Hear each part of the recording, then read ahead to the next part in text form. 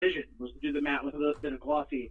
I don't even think Sister Hyde was expecting that, and it's just so beautiful. Yeah, I love that release so much. This question is from my mom. This question is from my Sean's mom.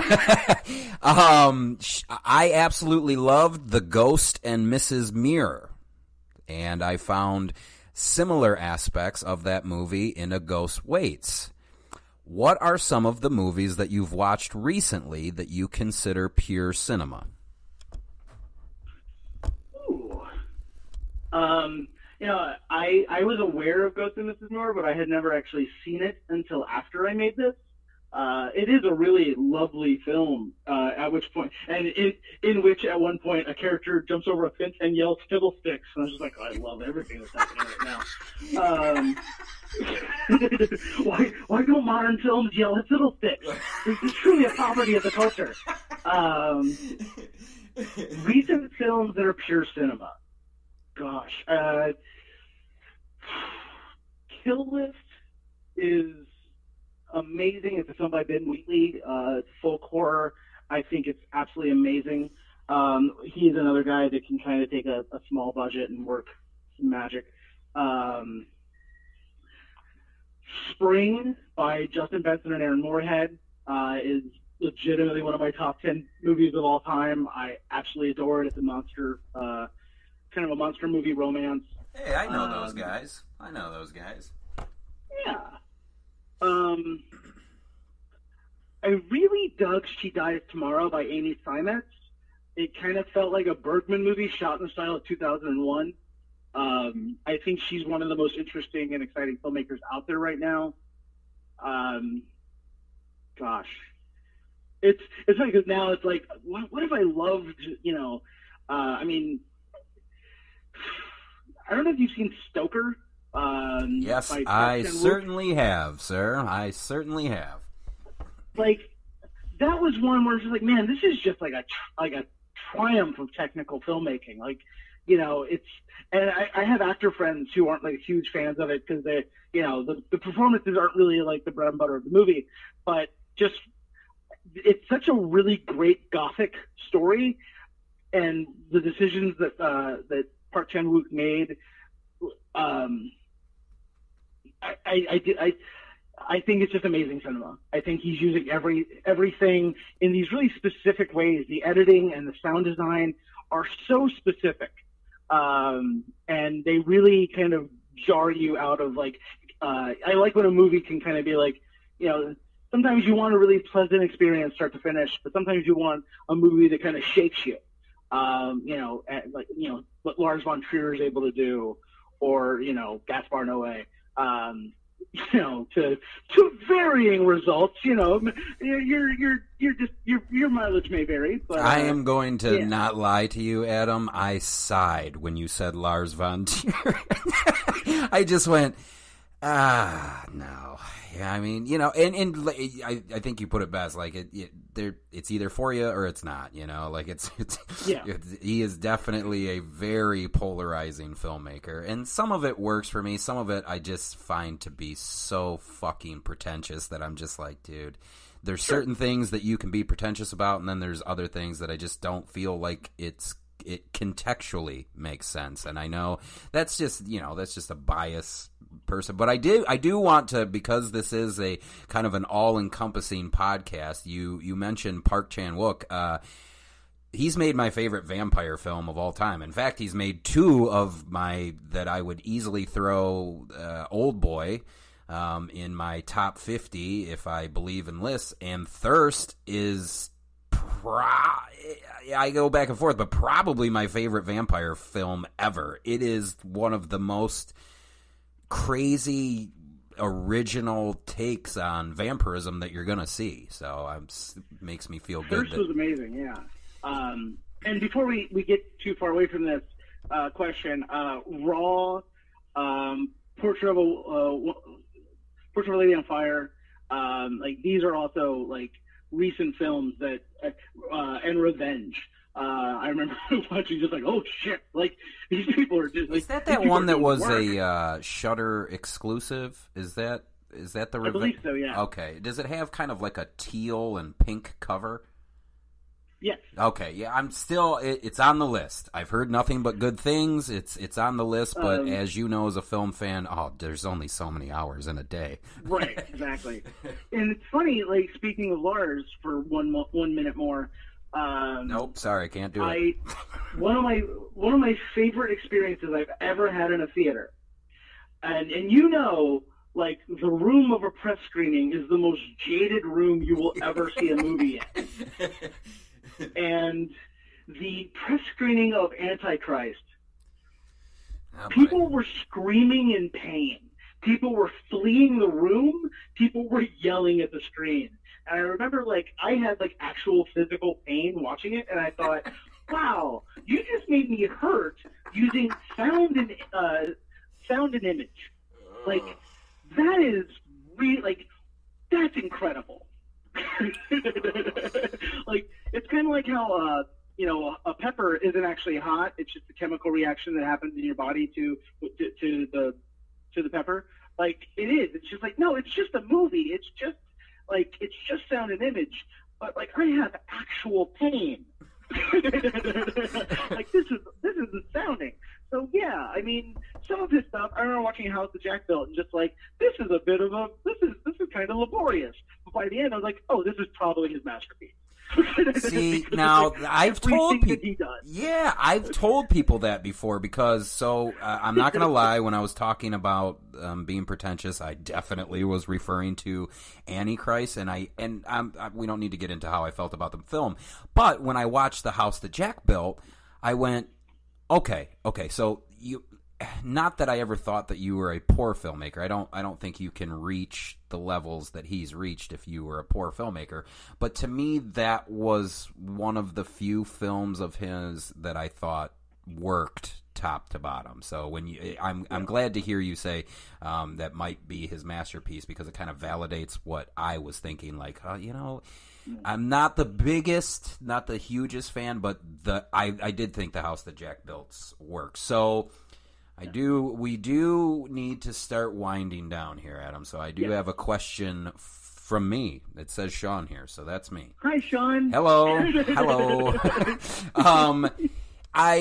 I was thinking about this, and I know what the answer is going to be, and I guess it's also for others, but I started thinking about it, and I do think that there are some interesting possibilities. So, is there a chance at all that we will see Jack and Muriel in a sequel, given the events that have now taken place? I have an idea for a sequel. I had it a few years ago. I texted MacLeod and Natalie, and they were just like, of course you do. But I have an idea for a sequel. I don't know that it'll ever happen, but like I said before, like, all of this shit's pretty much a surprise to me. So, like, I have stopped thinking that I have any idea what's coming down the road. I would love to. I would... To work with them again would be amazing. I mean, obviously, like, MacLeod and I have some stuff going on, but, like, I learned so much on this process, like, personally and professionally and just in every way, that it would be, I'm really looking forward to applying those lessons and to get to revisit this world and kind of develop these characters a little bit further would be amazing. So it would be really nice. I would not hold your breath for it. I mean, there's a definitiveness to it, and I think I know most people that were at this screening would agree that the ending is kind of, I mean, as per usual, the culmination, but it puts it over in terms of the film, and it would almost feel like a slap in the face to what you guys have done to do a sequel. Like, and there's movies that exist out there like that, but I think because that relationship between Jack and Muriel was so, like, the chemistry was so good on screen, it was just one of the things that I had in the back of my mind. Like, I was just curious if what if we picked up, now they're in the house and now they're dealing with the spectral agent managerial side of things or whatever, something I'll tell you the idea when we're off mic. Okay. Yeah, just something to explore is kind of what was in the back of my head. Are you able? So I saw that you posted something about a short. Are you able to maybe talk about that? Looked like you were pretty fucking stoked about that, my friend. Yeah, this is amazing. So another podcast that I've been on, Ride the Omnibus, is hosted by a woman, Ariel Bosca. I did the show. We got along really well. She asked me back to be on a mental health and horror panel. And just in the conversation, I mentioned that I'm producing another thing later this summer, and I mentioned that I was producing a friend's short film, and she said, "Oh, I'm making short film, and I need a producer." So we talked a little bit. She sent me the script, and it's a horror short about medical gaslighting. It's a very personal story to her, and one of my favorite things is when in cinema is like when somebody can take a very personal experience of theirs and open it up so that you're able to access their perspective and see how it was for them. And she's found a way to do this for something that honestly too many people have to deal with, of just having medical issues and doctors not believing you. So yeah, it's a really cool idea. I think it's gonna be a really cool film. We're shooting down near DC later, the end of June, and I've been wanting to produce anyway. It's been a goal to get to a place where I can help friends get their films made. I can help people tell the stories that I feel like need to be in the world. And so this is kind of a good first step in that direction, because it's something I'm producing that I didn't write or direct. And it's been amazing so far. She was up here. She's obviously based down near DC. She was up here in New York for a few days so we could have some team meetings and production meetings. And it was so nice. I mean, obviously it's nice to see anybody at this point. And like just get out of the apartment and like go somewhere. And we remarked on that many times. But yeah, it's just like, okay, this is somebody that I vibe with. I think it's going to be a really good collaboration, and hopefully, if it goes well, we get to continue doing that. And then, yeah, there's a Kickstarter up that hopefully Sean will put the link in the notes. And we'd really appreciate your support. Because, like I said, I think it's an important topic to talk about, and I think she's found a really cool way to do that isn't a lecture. It is an actual story with horror elements. Yeah, definitely email me that link, and of course I will. Okay. I will. Adam, thanks, dude. This whole experience has just been so gratifying. I think the movie's great.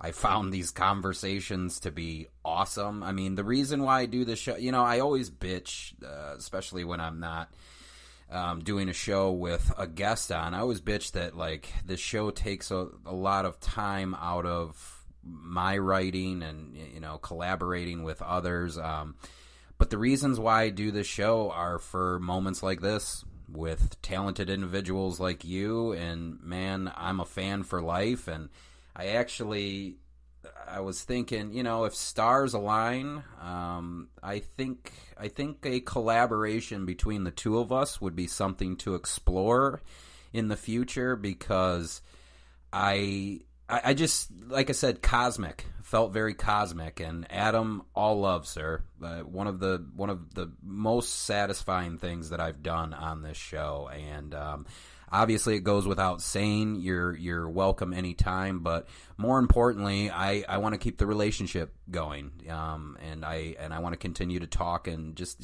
random shit, man, and keep in touch, because, like I said, it's been a while since, even though that I am beaten down by the amount of work that I've scheduled for myself, like, even like waking up this morning, I didn't have much left when I was talking to you yesterday. Like I was just like, holy shit. But when the alarm hit this morning and I knew that I was going to talk to you, like I just started geeking again, man. Like, and it kind of revitalized it. And as I told you, I have another show to do shortly after this. And, these are the reasons, man. People like you. So